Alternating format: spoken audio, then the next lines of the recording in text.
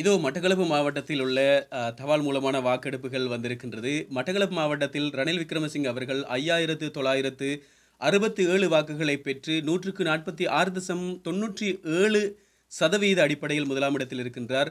சஜித் பிரேமதாஸ் அவர்கள் 3,205 வாக்குகளை பெற்று 125.23 என்ற அடிப்படையில் இரண்டாம் இடத்தில் இருக்கின்றார்.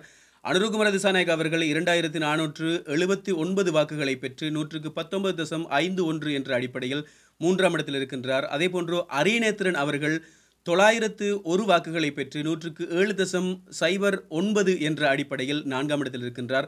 அதேபோன்று KS பியதாஸ் அவர்கள் 40 வாக்குகளை பெற்று 100.31 என்ற அடிப்படையில் ஐந்தாம் இடத்தில் இருக்கின்றார். இந்த அடிப்படையில் இங்கு பதிவு செய்யப்பட்ட வாக்குகள் 13,116 வாக்குகள். அதேபோன்று இங்கு வாக்கிடப்பட்ட வாக்குகள் 12,939 வாக்குகள் வாக்கிடப்பட்டிருக்கின்றது.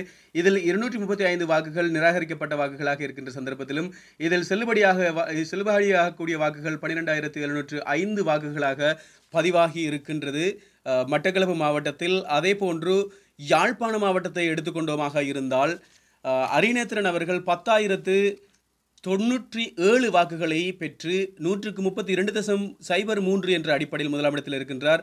ரணில் விக்ரமசிங்க அவர்கள் 8,804 வாக்குகளை பெற்று 27.39 என்ற அடிப்படையில் இரண்டாம் இடத்தில் இருக்கின்றார்.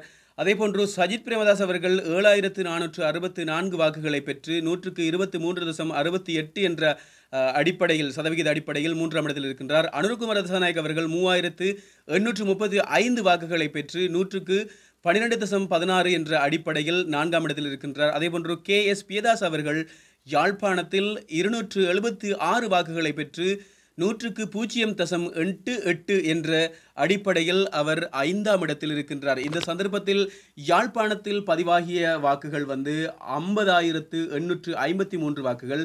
இதில் வாக்கிடப்பட்ட வாக்குகள் 33,386 வாக்குகள். இதில் நிராகரிக்கப்பட்ட வாக்குகள் 1,860 வாக்குகள் நிராகரிக்கப்பட்டிருக்கின்றது. இதில் செல்லுபடியாகும் வாக்குகள் 31,526 வாக்குகள் என்பது குறிப்பிடத்தக்க விடயமாக இருக்கின்றது.